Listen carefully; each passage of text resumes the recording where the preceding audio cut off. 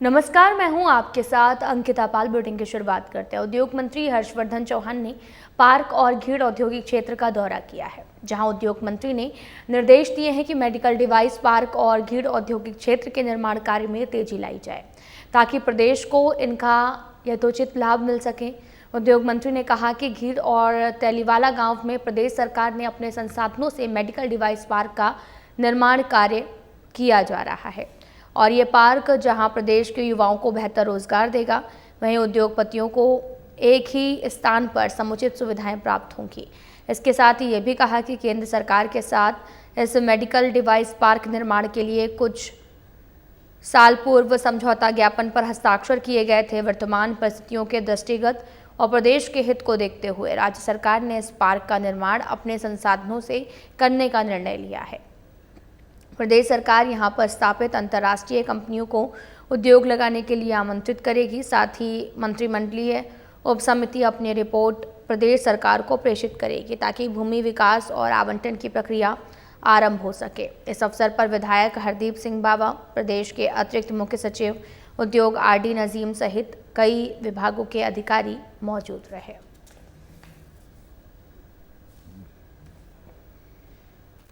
इस पार्क में जो है सब कमेटी आई है, जिसके सदस्य हमारे आदरणीय धर्मानी जी और हमारे उमा जी जो है वो, क्योंकि कैबिनेट ने जो है एक सब कमेटी बनाई थी जिसमें 4 मंत्री थे और मंत्रिमंडल ने ये आदेश दिए थे कि भाई जो ये मेडिकल डिवाइस पार्क है जिसका काम रुका हुआ है, इसको किस दिशा में ले जाया जाए और आगे इसका काम किस तरह से जो है वो बढ़ाया जाए। तो जो इंडस्ट्री डिपार्टमेंट ने एक प्रपोजल गवर्नमेंट हिमाचल सरकार को कैबिनेट को दिया था, जिसमें उन्होंने 4 प्रपोजल रखे थे। तो उस 4 प्रपोजल पे विस्तृत रूप से सेक्रेटरीट में चर्चा हुई और आज हमारी जो कैबिनेट सब कमेटी है वो साइट देखने आई थी कि यहाँ पर कितना काम हुआ है, क्या क्या इसको कैसे आगे बढ़ाया जा सकता है, किस प्रकार की यहाँ पे फैक्ट्रियाँ आ सकती है। तो इन सारे पहलुओं को देखने के लिए आज जो है सब कमेटी यहाँ पे आई है और इसके बाद जो है विस्तृत रूप से हम चाहेंगे कि इसका काम तेज़ी से हो। हमारी कोशिश ये है कि भाई सरकार इस काम को खुद करे या फिर किसी जो उद्योग है, बड़े बड़े उद्योग यहाँ पे ग्रीन एनर्जी वाले उद्योग आए, ताकि क्षेत्र में रोज़गार के साधन भी लोगों को मिले और सरकार को जो है वो राजस्व भी प्राप्त हो। इसके बाद जो है हम सेक्रेटरीट में जाकर के दोबारा हमारी 24 तारीख को इसी विषय पे कैबिनेट सब कमेटी की मीटिंग है। आज जगत सिंह नेगी जी जो माननीय रेवेन्यू मिनिस्टर है वो नहीं है, मगर 24 के बाद जो है हम इसमें डिसाइड करेंगे और ताकि इस काम में तेज़ी। हिमाचल प्रदेश सरकार में पंचायती राज मंत्री अनिरुद्ध सिंह ने एक बार फिर से NHAI को प्रदेश में गलत तरीके से निर्माण करने का आरोप लगाते हुए आड़े हाथों लिया है।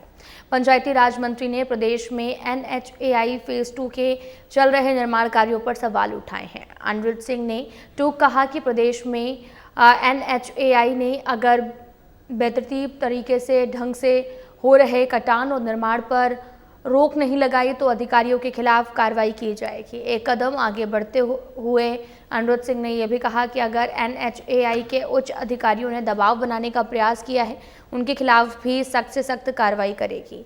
इसके अलावा प्रदेश पुलिस प्रशासन को भी निर्माण कार्य से जुड़ी शिकायतों पर तुरंत कार्रवाई करने को कहा गया है। साथ ही शिमला में मीडिया से बातचीत करते हुए हिमाचल प्रदेश सरकार में पंचायती राज मंत्री अनिरुद्ध सिंह ने कामों पर सवाल खड़े करते हुए कहा कि प्रदेश में NHAI सही तरीके से काम नहीं कर रही। इसके बावजूद जो लोग की कारगुजारियों पर सवाल उठा रहे हैं, उनकी आवाज़ दबाने का काम किया जा रहा। अनिरुद्ध सिंह ने यह भी कहा कि पावटा हाटकोटी हाईवे NH 707 पर ढंग से जो है वो काम हुआ है। उन्होंने बड़ी जोर शोर से जो है इसके national highway authority of India की जो कारगुजारी है उसके लिए आवाज़ उठाई थी, परंतु कहीं ना कहीं किसी न किसी स्टेज पे आके पत्रकारों की आवाज़ भी जो है नेशनल हाईवे 707 जो पोंटा से शिलाई जा रहा है उनकी भी आवाज़ जो है वो दबाई। उन्होंने भी मुझे पूरा ब्रीफ किया जो पोंटा से शिलाई का रोड है, इसमें क्या कारगुजारी हुई। 1 साल में वो कंप्लीट कर दिया। 4 फेज़ में 4 ठेकेदारों को वो काम मिला था। कईयों ने अभी 2 जनों का काम चला हुआ है, कईयों ने तो 1 साल में ही कंप्लीट कर दिया। ग्रीन कॉरिडोर की बात कर रहे थे, एआई के ऊपर दिखा के, टीवी के ऊपर दिखा के, प्रेजेंटेशन दिखा के 1 साल में जो है ग्रीन कॉरिडोर बनाया जाएगा। परंतु ग्रीन कॉरिडोर तो क्या, आज उसके रिजल्ट पूरी की पूरी पहाड़ियाँ जो दरकने लगी हैं वो आप लोगों के सामने है। नथुराम जी ने भी पूरे विस्तृत, मैंने इनसे निवेदन किया था, कितनी एफआईआर हुई हैं उसकी कॉपीज अभी आपको हम देंगे। बीजेपी प्रदेश मुख्य प्रवक्ता और विधायक राकेश जामवाल ने कहा कि पहले नवरात्रि पर केंद्र की मोदी सरकार द्वारा जीएसटी की नई दरों को लागू कर दिया गया। सीमेंट पर जहां जीएसटी 28% था, अब 18% लिया जाएगा, यानी 10% का सीधा लाभ, जिससे एक बैग सीमेंट पर 40 रुपए कीमत कम हो जाएगी।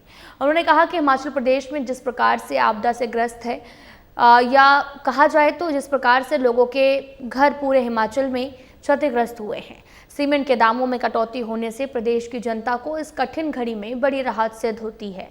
और वहीं दूसरी ओर हिमाचल प्रदेश में कांग्रेस की सुखविंदर सिंह सुक्खू सरकार, जो बार बार लगातार लोगों की हितैषी होने का ढोंग रचती है।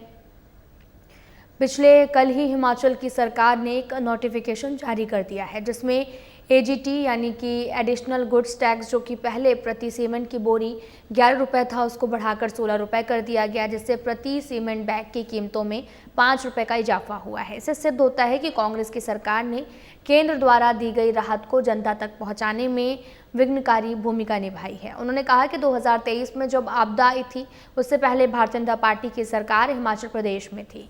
प्रति सीमेंट बैग पर जीएसटी जो है वो लगता था, एजीटी 7.5 रुपये लगता था, लेकिन 2023 में जैसे आपदा आई, सुक्खू सरकार ने उसको बढ़ाकर 7.5 से 11 रुपये कर दिया था।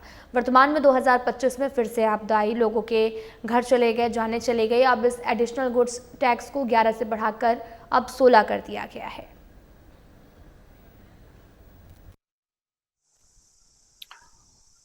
पहले नवरात्रे पर केंद्र की मोदी जी की सरकार द्वारा जीएसटी की नई दरों को लागू कर दिया गया। सीमेंट पर जहां जीएसटी 28% था, अब 18% जो है वो सीमेंट पर लगेगा, जिससे एक बैग पर 40 रुपया कीमत जो है वो कम हो जाएगी। हिमाचल प्रदेश में जिस प्रकार से आपदा आई है, जिस प्रकार से लोगों के घर टूट गए हैं, बहुत बड़ी मदद जो है वो नरेंद्र मोदी जी की भारतीय जनता पार्टी की केंद्र की सरकार द्वारा हिमाचल प्रदेश की जनता को दी है। और वहीं दूसरी ओर हिमाचल प्रदेश में कांग्रेस की सुखविंदर सिंह सुक्खू जी की कांग्रेस की सरकार, जो बार बार लोगों का हितैषी होने का ढोंग रचती है। पिछले कल ही हिमाचल की सरकार द्वारा नोटिफिकेशन कर दी गई, जो एजीटी, जो एडिशनल गुड्स टैक्स, जो पहले 11 रुपए था, उसको बढ़ाकर 16 रुपए कर दिया, जिससे पर बैग सीमेंट की कीमतों में 5 रुपए इजाफा हो जाएगा। सदर बीजेपी विधायक त्रिलोक जामवाल ने बिलासपुर में प्रेस वार्ता को संबोधित करते हुए कहा कि प्रधानमंत्री नरेंद्र मोदी ने वन नेशन वन जीएसटी को आज से लागू कर आमजन के साथ किए गए इस वादे को पूरा किया। इससे जहां आमजन के जीवन में कई परिवर्तन आएंगे, वहीं इस पर लागू होने से लाभ मिलेगा। उन्होंने इसके लिए प्रधानमंत्री नरेंद्र मोदी का आभार जताया है। बिलासपुर सदर बीजेपी विधायक त्रिलोक जामवाल ने कहा कि प्रधानमंत्री नरेंद्र मोदी ने वन नेशन वन जीएसटी को आज से लागू कर दिया है और आमजन के साथ किए गए इस वादे को पूरा किया गया, और इससे जहां आमजन के जीवन में कई परिवर्तन आएंगे, वहीं इसके लागू होने से लाभ मिलेगा। उन्होंने इसके लिए प्रधानमंत्री नरेंद्र मोदी के प्रति आभार जताया। विधायक त्रिलोक जामवाल ने कहा कि पूर्व प्रधानमंत्री स्वर्गीय अटल बिहारी वाजपेयी ने अपने कार्यकाल में देश के कर सुधारों के लिए एक कमेटी का गठन किया था, जिसके संबंध में कई उपाय सुझाव दिए थे। वर्ष 2014 में प्रधानमंत्री नरेंद्र मोदी की सरकार ने इस कमेटी द्वारा सुझाए गए सुझावों पर काम करना शुरू किया है, जिसके तहत प्रधानमंत्री नरेंद्र मोदी की सरकार ने कर सुधारों के चलते साल 2017 में पूरे देश में जीएसटी को लागू किया। केंद्र सरकार ने जीएसटी की दरों में और अधिक सुधार करते हुए पहले नवरात्र से जीएसटी की नई दरों को लागू किया है। लोगों को समझना हो तो यही एक पैरामीटर को ही हम अगर देखें तो 11वें स्थान से चौथे स्थान पर पहुंचना ये बहुत बड़ी बात है। स्थान की अर्थव्यवस्था, क्योंकि केवल पॉइंट्स में हम पीछे, तो दुनिया में अगर हम चौथे से तीसरे स्थान पर आर्थिक जगत में कितना बड़ा बदलाव हो रहा है। नरेंद्र मोदी जी, यही कारण है कि देश में जो एक पैरेलल इकोनॉमी ब्लैक मनी के रूप में चलती थी, आज दूसरी नंबर की अर्थव्यवस्था जिसको कह रहे हैं डायरेक्ट वे में जो बहुचर्चित योग हत्याकांड मामले में हाईकोर्ट ने फैसला सुनाते हुए फांसी की सजा को उम्र कैद में बदल दिया है। जिला अस्पताल ने हत्याकांड में तीनों दोषियों को फांसी की सजा सुनाई थी, जिसके बाद दोषियों ने हाईकोर्ट में फैसले को बदलने के लिए अपील भी दायर की थी और काफ़ी समय तक मामला कोर्ट में चलता रहा और आज हाईकोर्ट ने जिला अदालत के फैसले को बदलकर 2 दोषियों को उम्र कैद की सजा सुनाई है, जबकि एक को बरी करने के आदेश जारी किए हैं। फैसले पर युग के परिजनों ने नाराजगी जताई है। सुप्रीम कोर्ट में न्याय के लिए गुहार लगाने की बात कही। युग के पिता विनोद गुप्ता ने कहा कि 11 साल के बीत जाने के बाद भी युग को न्याय नहीं मिला और आज हाईकोर्ट ने फांसी की सजा को उम्र कैद में बदल दिया है, जिससे वह खुश नहीं है। युग के दोषियों को फांसी दे देनी चाहिए थी, लेकिन इतना वक्त बीत जाने के बाद भी दोषी जिंदा है। युग को न्याय दिलाने के लिए वे सुप्रीम कोर्ट में गुहार लगाएंगे, तुरंत फांसी की सजा देने की न्यायालय में मांग करेंगे। और साथ ही शिमला के राम बाजार से 3 लोगों ने फिरौती के लिए 4 साल के युग का अपहरण किया है। 2 साल बाद अगस्त 2016 में भराड़ी के पेयजल टैंक से युग का कंकाल बरामद हुआ। तीनों ने मासूम के शरीर में पत्थर बांधकर उसे जिंदा पानी से भरे टैंक में फेंक दिया था। युग के अपहरण और हत्या मामले की जांच करने वाली CID ने 25 अक्टूबर 2016 को चार्जशीट अदालत में दायर की थी। 20 फरवरी 2017 से अदालत में ट्रायल शुरू हुआ, जिसमें कुल 135 में से 105 गवाहों के बयान हुए और कोर्ट ने 10.5 महीने में ही फांसी की सजा सुना दी थी।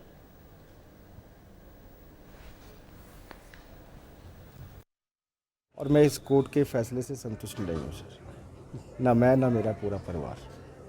मैं इस कोर्ट के फैसले से संतुष्ट नहीं हूँ। तो आपको क्या लगता है कहाँ पे ये चूक होगी, क्या तथ्य में चूक होगी जिस प्रकार से ये फैसला यहाँ पर? तथ्य तो पूरे हैं सर, ऐसा नहीं है। सेशन कोर्ट से आप देखते हैं, ये सेशन कोर्ट में भी तो हुआ फैसला। ऐसे तो जज साहब नहीं करेंगे उनको किल टू डेथ।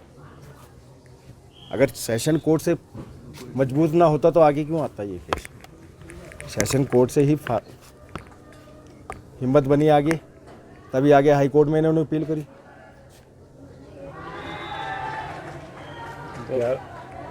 11 वर्षों बाद इस तरह का डिसीजन आना, क्या लगता है युग को क्या इंसाफ मिला? नहीं, इंसाफ नहीं मिला उसको, मेरे बच्चे को इंसाफ नहीं मिला।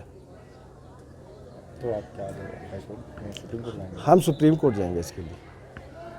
हम तो अपने बच्चे के लिए जी रहे थे और अपने बच्चे के लिए सब कुछ खत्म कर देंगे, कोई दिक्कत नहीं हमें। तो युग की याद आज भी आती होगी? बिल्कुल आती से। उसको फैसला इंसाफ नहीं मिला। इंसाफ अगर मिलता तो पकड़े न जाते। हमारे बच्चे को इंसाफ जो मिला है तो वो पकड़े गए हैं। वो भगवान ने दिया है, कोर्ट ने नहीं दिया। अब तो हम भगवान को मानते हैं। वो पकड़े ही ना जाते तो भगवान ने उनको पकड़वा दिया। सोलन में सदी के सबसे बड़े जल संकट का सामना लोगों को करना पड़ रहा। बीते करीब 3 महीने से सोलन में पानी के लिए हाहाकार और स्थानीय विधायक और स्वास्थ्य मंत्री से लेकर सभी अधिकारी इस पर मंथन कर चुके हैं, लेकिन अभी भी हाल बेहाल है। 7 से 8 दिन बाद लोगों को पेयजल आपूर्ति मिल रही है। इसी समस्या को लेकर बीजेपी सोलन शहरी मंडल ने पुराने उपायुक्त कार्यालय के बाहर धरना प्रदर्शन किया, जिसमें बीजेपी ने भी अपनी बाल्टी के साथ विरोध दर्ज करवाया। आपको बताते चले कि इस दौरान नगर निगम की महापौर मीरा आनंद सहित बीजेपी पार्षद भी उपस्थित रहे। बीजेपी सोलन मंडल के अध्यक्ष शैलेंद्र गुप्ता ने बताया कि बीते 3 महीने से सोलन में महाजल संकट है। सरकार और नगर निगम जल शक्ति विभाग इस ओर कोई ध्यान नहीं दे रहे। नतीजन 8 से 9 दिन बाद पानी मिल रहा। उन्होंने इसके उचित समाधान की मांग की है। वहीं उप महापौर मीरा आनंद ने बताया कि जैसे भी हो इसका समाधान होना चाहिए। जनता जवाब मांग रही है। निश्चित तौर पर सोलन में सदी का सबसे बड़ा जल संकट है, लेकिन बीजेपी पार्षदों को धरने के साथ साथ निगम में बैठकर उसका समाधान भी निकालना चाहिए, तभी इस जल संकट से निजात मिलेगी। स्वास्थ्य मंत्री पानी के टैंकरों का निरीक्षण कर अधिकारियों को नियमित आपूर्ति के आदेश दे चुके हैं। अधिकारियों से मंत्री बैठक भी कर चुके हैं। और लेकिन हालात जिसके तस बने हैं, आम जनता के कंठ भी सूख रहे हैं।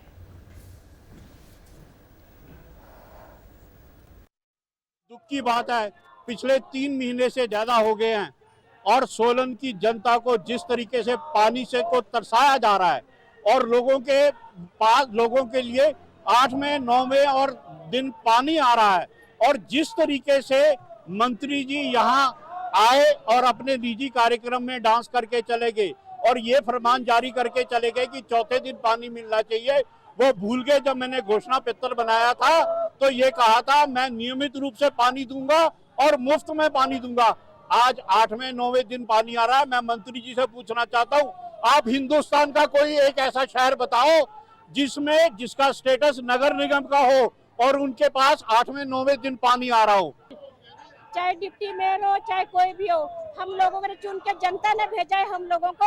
हम जनता के लिए यहाँ पर खड़े हैं कि पानी क्यों नहीं आ रहा सोलन शहर में। हम लोग लगातार, आज हमारा यह दूसरा प्रदर्शन है और माननीय राज्यपाल जी को हमने ज्ञापन भी सौंपा था, डीसी साहब को भी मिले थे और लगातार नगर निगम के अंदर भी और जनता में जाके भी जो हम लगातार इस पानी की जो समस्या सोलन शहर के अंदर आई है इसके बारे में हम जागरूक है। और आज हम यहाँ से ये मांग करते हैं कि कम से कम अगर किसी से कोई प्रॉब्लम है तो रहने दो, लेकिन सोलन की जनता को पानी दो। हम खुद सोलन की जनता के साथ खड़े हैं कि सोलन की जनता को पानी दो। तो पानी का इंतजाम क्यों नहीं कर पा रही है नगर निगम? आप खुद वहाँ पे होते हैं। ये आप हमारी जो कमिश्नर साहब है उनसे भी पूछ सकते हैं, लेकिन मैं एज ए काउंसलर जो है पानी के लिए जितना भी हम कर सकते हैं, जहाँ तक भी हम जा सकते हैं, हम लगातार पानी के लिए जो है कदम बाई कदम, स्टेप बाय स्टेप आगे बढ़ रहे हैं। चंबा जिले में अब पानी की खपत को लेकर बड़ा बदलाव होने जा रहा। जल शक्ति विभाग चंबा के अधीक्षण अभियंता राजेश मोंगरा ने बताया कि जिले भर में जल्द ही पानी के मीटर लगाए जाएंगे। इसके साथ ही वेस्ट वाटर पर भी सख्त प्रतिबंध लागू किया जाएगा और इस कदम से पारदर्शिता के साथ पानी का बिल भुगतान सुनिश्चित होगा। लोगों में जल संरक्षण के प्रति जागरूकता बढ़ेगी। विभाग ने स्पष्ट किया कि मीटर लगाने के बाद उपभोक्ताओं को उतने ही पानी का बिल चुकाना होगा जितना पानी वे उपयोग करेंगे। जल शक्ति विभाग का मानना है कि इस पहल से पानी की किल्लत से जूझ रहे क्षेत्रों को राहत मिलेगी और बेवजह पानी की बर्बादी पर अंकुश लगेगा।